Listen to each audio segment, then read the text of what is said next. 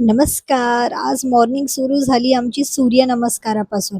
आजकाल जी आम्ही मॉर्निंग आहे ठरवतो, की बाबा मिनिमम 12 सूर्यनमस्कार तर केलेच पाहिजे. आणि सूर्यनमस्कार नंतर जे वर्कआउट सेशन फील होतं, त्याच्यानंतर वर्कआउट संपवून निघाले मी मनाली बरोबर खाडीला जायला. खाडीला जाता-जाता पहिलं हे आम्ही आमचे नेहमीचे रिच्युअल्स केलं, गाईला चारा दिला आणि तिकडून आलो खाडीवर. खाडीवर एवढे मस्त बाजार लागलेला आणि काही फ्रेश आंबे होते. मनालीने फिश वगैरे घेतलं. मी माझे नेहमीप्रमाणे फ्रुट्स घेऊन निघालो घरी.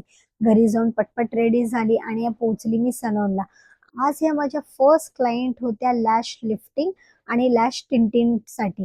जसं मी तुम्हाला नेक्स्ट टाईम सांगितलं, लॅश लिफ्टिंग आणि जे लॅश टिंटिंग आहे, जे स्पेशली त्यांचे नॅचरल लॅशेस लाँग आहे, ज्यांना एव्हरीडे मस्कारा, केमिकल लॅशेसला नाही लावायचं आहे.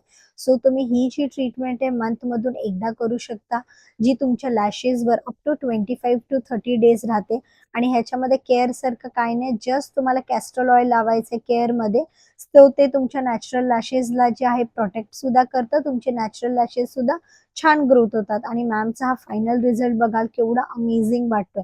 त्यांच्या लॅशेसवर ते एकदम असा छान असा 3D लूक आलाय. मॅमचा एक्सपिरियन्स तर आमच्याबरोबर बेस्ट होता. त्यांना जे पाहिजे होतं ते बेस्ट सर्व्हिस मिळाली. त्याच्यानंतर आम्ही सेकंड क्लायंट केली आयब्रो टिंटिंगसाठी. सो त्यांना हलकेसे नॅचरलच आयब्रो डार्क करायचे होते, जास्त नाही. सो आजचा असा होता माझा दिवस थोडासा बिझी.